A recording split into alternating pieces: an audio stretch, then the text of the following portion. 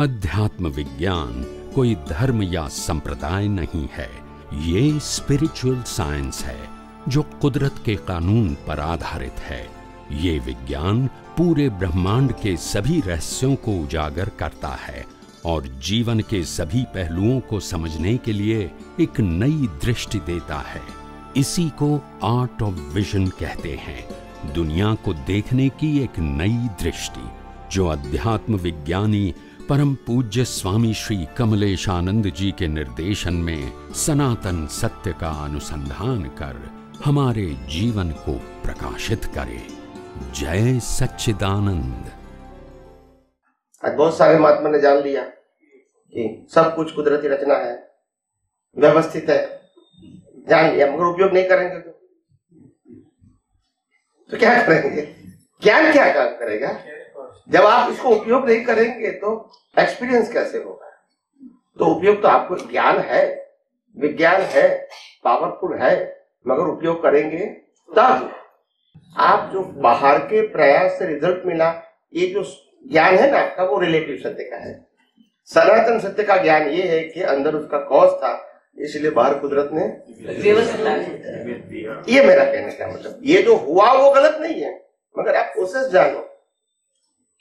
आप रिजल्ट को एग्जाम कहते हैं, मैं एग्जाम को एग्जाम कहता हूं, और ये हुआ वो रिजल्ट ऐसा बोलता हूं। आप समझे ना मेरा कहने का मतलब ये। तो अच्छी बात है, ऐसा अगर समाज में भी होता है तो कोई गलत नहीं है।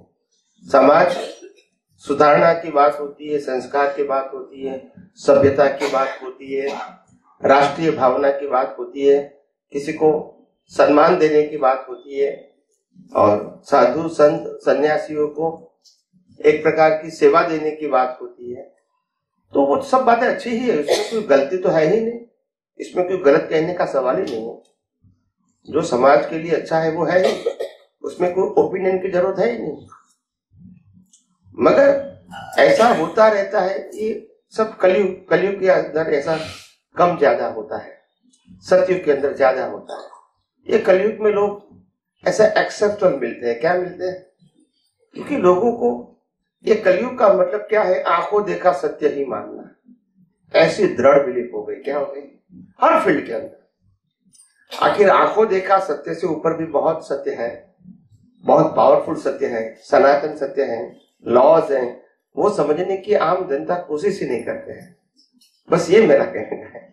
मैं ये सत्य को असत्य नहीं कहना चाहता हूं, मगर उससे ऊपर सनातन सत्य बहुत है जो हमको समझना चाहिए और कैपेबल है, मगर हमारा फोकस ही नहीं वहां जाता है।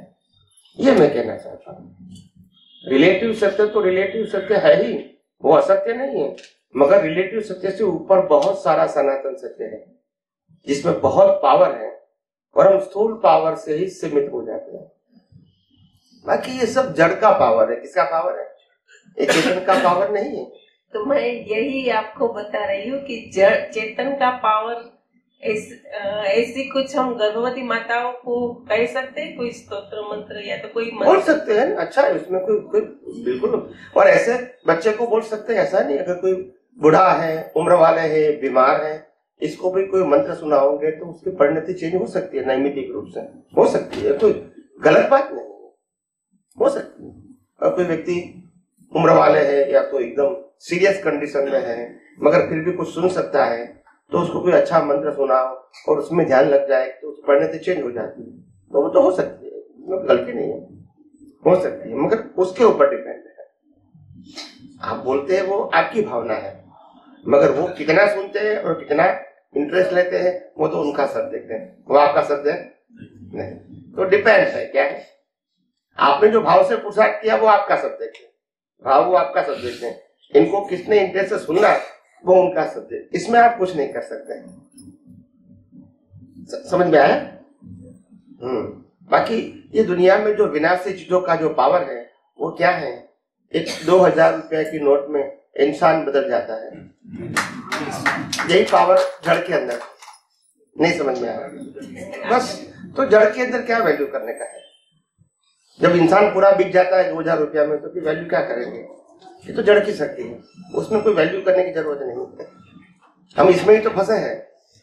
जड़ की वैल्यू को समझने की जरूरत नहीं है, चेतन की वैल्यू को समझने की जरूरत है और कुदरत के कानून को समझने की जरूरत है, ताकि हम ऐसी जड़ की वैल्यू में नहीं फंसे। That is important. बाकी तो फंसे हुए तो है ही सभी लोग, क्या करेंगे? क्योंकि हम चेतन की वैल्यू नहीं समझते, क्योंकि हम कुदरत के कानून को नहीं समझते हैं और इसीलिए उसकी वैल्यू करते हैं, हालांकि उसकी वैल्यू है ही नहीं। आज पूरा इंसान जिसके अंदर आत्मा अनंत शक्ति वाला है, वो इंसान जब 500-1000 रुपए में बिक जाता है तो क्या वैल्यू है? एक जड़ नोट भी उसको हिला सकती है। ये जड़ की वैल्यू है, क्या है? ये चेतन की वैल्यू थोड़ी है। वैल्यू चेतन की होनी चाहिए हमारी दृष्टि में। ये तो व्यवहार है। क्या है ये? क्या है? व्यवहार है। व्यवहार में अच्छा भी हो सकता है, बुरा भी हो सकता है, दोनों प्रकार है। वास्तविकता को समझने की कोशिश करो। हम इस दुनिया में जो रिलेटिव सत्य की जो माया जाल है उसमें डीप में जाना चाहते हैं कि माया जाल से ऊपर उठना चाहते हैं। ये बड़ी बात है, क्योंकि माया जाल है। आज बच्चा अच्छा मिला, बच्ची अच्छी मिली, बुरी मिली, हस्बैंड अच्छा मिला, वाइफ अच्छा मिला, खराब मिला, दामाद अच्छा मिला, बहू अच्छी मिली, खराब मिली, ये तो होता रहेगा। ये कोई अचीवमेंट थोड़ी है, ये कर्मों का खेल है। हमको इससे क्या करना है? ऊपर उठ। उसमें तो ये माया के जाल में चलता ही रहेगा। अभी ये दामाद अच्छा नहीं मिला, बोलो कि अच्छा मिले तो सारा, तो भी वही चक्कर चलाते रहते हैं आप। यहां से तो निकलना नहीं है आपको। तो आपकी सोच की जो रिलेटिव सत्य से ऊपर जाती ही नहीं है, तो फिर और मेरा काम है आपको ऊपर उठाना। ये रिलेटिव सत्य के उलझन में मत फंसे रहो, क्योंकि यहां कोई रिलेटिव सत्य में परमानेंट सॉल्यूशन है ही नहीं। चाहे राम है, चाहे कृष्ण है, चाहे महावीर है, कोई भी व्यक्ति ने संसार में परमानेंट सॉल्यूशन दिया ही नहीं है और दे भी नहीं सकते। परमानेंट सॉल्यूशन सिर्फ लॉ ऑफ नेचर समझने से ही मिलेगा, क्योंकि वो कभी परिवर्तन नहीं होता है। आज देखो, राम की पत्नी जिसको हम सती कहते हैं, वो राम की पत्नी भी रावण के साथ, रावण उनको ले गया था और जहां वो रही पंचवटी में। और आज इन फ्यूचर वही रावण जब तीर्थंकर बनेंगे तो वो प्रथम गणधर बनेंगे। क्यों बनेंगे? विदाउट हिसाब। आप समझे कि नहीं समझे? तो कुछ भी हो सकता है रिलेटिव, कोई नई बात नहीं है। मैं ऐसा नहीं कहता हूं कि वो चारित्र खराब था, मगर कहीं तो उसका अट्रैक्शन हुआ ना उसके पावर्स में। प्रकृति की बात नहीं करता हूं, पावर, उनकी जो पावर देखे, 9 ग्रह जिसके निकट में थे, इतने शक्तिशाली थे, तो प्रभाव तो होता है ना व्यक्ति का। आप समझे ना? तो ये ऋणानुबंध, और वो प्रथम गणधर होने वाले हैं और बाद में मोक्ष पे जाएंगे। तो ये रिलेटिव सत्ता में कुछ भी हो सकता है, इसमें कोई बड़ी बात नहीं है। Nothing is impossible. आप देखो, वो उनकी स्टोरी आती है, भिक्षा ने दे रहे मैया पिंगला, राजा भर्तृहरि। हम राजस्थान में गए थे, उसकी समाधि पर गए थे, तो उसकी स्टोरी आप सुनो क्या है, उसकी आप स्टोरी सुनो क्या है, आखिर रिलेटिव सिस्टम में क्या रखा है, उन्होंने बता दिया। जब वो राजा थे, उनकी पत्नी भी थी, धर्मपत्नी थी, ऐसा नहीं कि कोई बुरी थी, खराब थी, ऐसा नहीं है। मगर एक राजा के पास एक सन्यासी आया और राजा ने उसकी बहुत सेवा किया। जब अपने राज्य में कोई सन्यासी आता है तो उन्होंने रिस्पेक्ट दिया, और सन्यासी खुश हो गया और खुश होकर उन्होंने कहा कि मैं तो क्या दे सकता हूं आपको, मगर मेरे पास एक अमर फल है। क्या है? तो राजा मैं आपको देता हूं, और तो कुछ मेरे पास है नहीं, मगर मैं आपकी सेवा से प्रसन्न हुआ हूं। तो राजा ने कहा ये फल का क्या मतलब है? तो उन्होंने कहा जो भी खाएगा वो अमर हो जाएगा। तो राजा ने तो स्वीकार कर लिया। अभी राजा सोचते हैं कि सन्यासी चला गया, फिर राजा सोचते हैं कि ये अमर फल मैं क्या करूंगा, क्योंकि मेरे को तो मेरी रानी के ऊपर प्रेम है, तो मैं उसको दे दूं तो वो अमर हो जाए। तो राजा ने रानी को दे दिया और बताया कि ये अमर फल की वैल्यू है। रानी को लगा कि भी मेरे को तो किसके ऊपर प्रेम है, राजा ऊपर तो है नहीं, शादी किया है मगर प्रेम नहीं है। उनको सेनापति के ऊपर प्रेम था, तो उन्होंने सेनापति को दे दिया। बोलो, अभी सेनापति ने सोचा कि मेरे को किसके ऊपर प्रेम है, रानी को मेरे को ऊपर प्रेम है, मगर मेरे को रानी के ऊपर प्रेम, मेरे को तो ये नर्तकी है जो राज दरबार में नरकी आती है, उसके ऊपर मेरे को प्रेम है, नरकी को दे दिया और बताया कि तो अमर फल है। फिर नरकी ले लिया। फिर सोचा कि मैं तो ऐसे भी नरकी हूँ, मेरा जीवन में कुछ नहीं बचा है, मेरे राजा कितने महान है, वो अमर राजा को दे दिया। तब राजा को मालूम कि संसार ऐसा है। फिर वही राज आया उसको। अब ये रिलेटिव सिस्टम में क्या पाना, बताइए मेरे को, क्या पाना है? कौन किसके ऊपर भरोसा कर सकते हैं? सतयुग या कलयुग है? तो कहने का मेरा मतलब है कि इसमें कोई बहुत वेट देने की जरूरत नहीं है। बायपास करते रहो और सनातन सत्य को समझते रहो, अपनी दृष्टि को और ऊपर उठाओ, अपने ज्ञान दर्शन को और ऊपर उठाओ। ये बातों में पढ़ने की जरूरत नहीं है। और सभी लोग समाज में, धर्म में इसी में रहते हैं और इसी में से कभी ऊपर उठते नहीं है और इसी में उलझते रहते हैं। क्या होते हैं? सनातन सत्य की ओर देखते तक नहीं है। क्या नहीं है?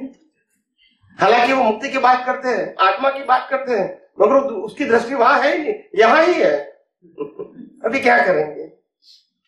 तो इसीलिए मेरा काम यह है कि रिलेटिव सत्य से आपको ऊपर उठाना, और ये बातों में ज्यादा आपको अटेंशन देने की जरूरत नहीं है। ये मेरा कहने का मतलब। क्या बताए? किसकी? स्वामी जी की। ये स्वामी जी तो एक दिन जल जाएगा।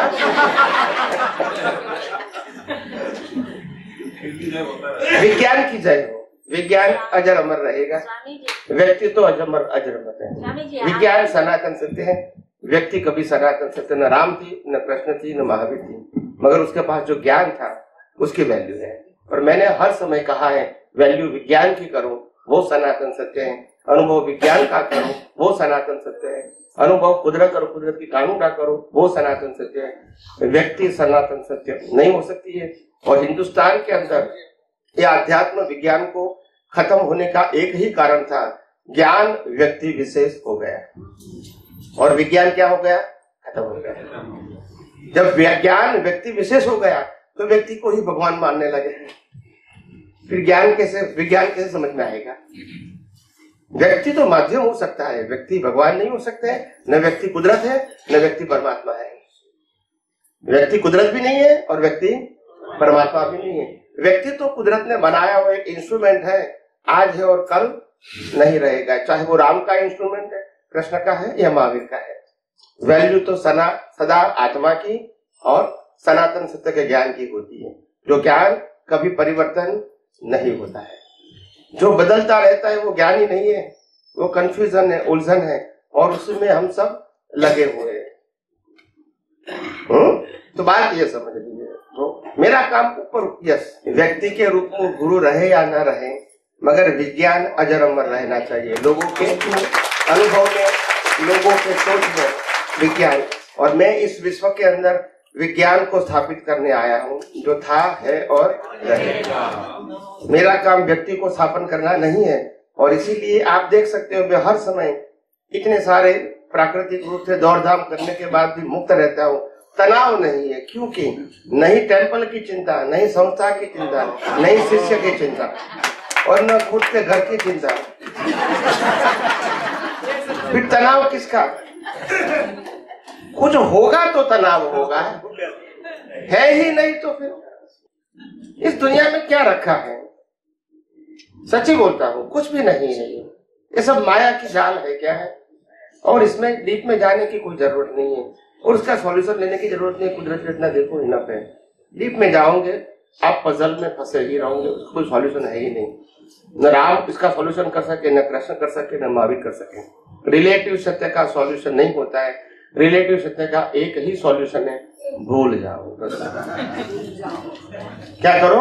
भूल जाओ। बस यही सॉल्यूशन है। याद करोगे तो पजल ही है, सॉल्यूशन।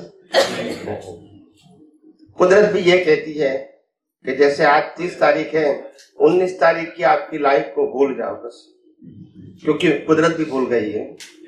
बोलते नहीं है, मगर इंसान नहीं भूलता है ना, बोलते नहीं। ऐसा क्या करोगे? कुदरत कहता है मैं तो भूल गया, हिसाब दे दिया, खत्म हो गया, मगर इंसान नहीं भूलता है। क्या करेंगे? यही कमजोरी, ये कमजोरी है हमारी, सोच की, समझ की कमजोरी है। और बहुत कुदरत तो हमको बहुत कुछ सिखाती है, हम अगर सीखना चाहते हैं तो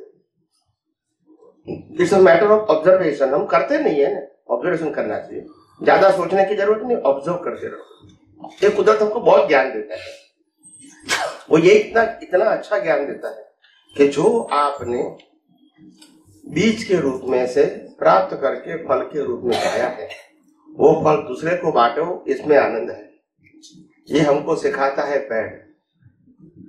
हवा, ठंडी, गर्मी, बारिश सहन करके वो फल बनाता है और देता है किसको, बोलो ने।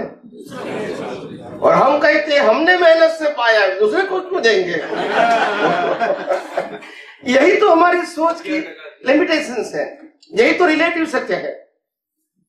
यही रिलेटिव सत्य हमको इस दुनिया से बाहर नहीं जाने देते। क्या बताया? आप दुनिया से बाहर जाना चाहते हो तो जा सकते हो, मगर आप दुनिया छोड़ना नहीं चाहते हैं तो बाहर कैसे जाओगे? आपने ही तो पकड़ के रखी है, बोलते नहीं है। नहीं समझ में आया? एक व्यक्ति ने, जो एग्जाम्पल है, हालांकि मैंने बहुत साल पहले कहा था, शायद किसी को मालूम है कि नहीं। एक जंगल था और जंगल के अंदर कुंजा आता है, कुंजा समझते हैं ना, ऊपर से मुंह छोटा होता है, नीचे से वो जंगल के अंदर फंसा हुआ था, जमीन के अंदर। तो ऊपर से तो खुला था मगर पूरा कुंजा फंसा हुआ था, और उसके ऊपर उसके अंदर चना था, बिल्कुल नीचे क्या था? चना था। तो बंदर ने ऐसा हाथ डाला तो गया नहीं, क्योंकि जगह। फिर उन्होंने हाथ ऐसे छुटा कर दिया और फिर क्या किया? चना लिया, फिर नहीं निकला। बहुत मेहनत किया, घूमता रहा, निकला नहीं। फिर वो बंदर चिल्लाने लगा, किसी ने मेरे को पकड़ा है, किसी ने मेरे को पकड़ा है। बोलो, उन्होंने पकड़ा था या किसी ने पकड़ा था? उन्होंने पकड़ा था। बस यही हमारी हालत है। हम रिलेटिव सत्य को छोड़ना नहीं चाहते हैं और सनातन सत्य की मुक्ति का अनुभव करना चाहते हैं। How it is possible? Relative सत्य तो खुद ही अपने को छोड़ती है, हम अपनी दृष्टि से उसको छोड़ते नहीं है। फिर क्या करें? कुदरत तो छोड़ देती है कि भूल जाओ, आप जो खत्म हो गया वो भूल जाओ, वो तुम्हारा अभी नहीं है, मगर हम दिमाग से छोड़ते नहीं है। तो आपको समझ में आता है? यही हमारी कमजोरी है। लोग कहते शास्त्रों में लिखा है, फिर छोड़ दो ना, तो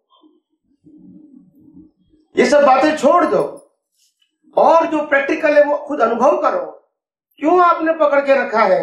जो बातें आपके जीवन में खत्म हो चुकी है, इसका रिजल्ट आपको मिल चुका है। कुदरत ने भी उसको अंत ला दिया है, अपनी डिक्शनरी में से उसको इरेज कर दिया है। आप क्यों नहीं छोड़ते हो? आज भी उसकी वैल्यू क्यों करते हो? क्यों? यही आपकी कमजोरी है, और इसी कमजोरी से आप रिलेटिव सत्य से सनातन सत्य की ओर जानने के बाद भी आगे वो खींच लेता है आपको। रिलेटिव सत्य, आप समझे ना? सफरिंग तो खत्म हो गया, मगर अपनी दृष्टि में से वो निकला, और वही दृष्टि बार बार हमको रिलेटिव सत्य में क्या करती है? खींच लेती है। तो मैं बहुत हाई लेवल की बात करता हूं, आपको कितनी समझ में आती है वो तो व्यक्तिगत बात है।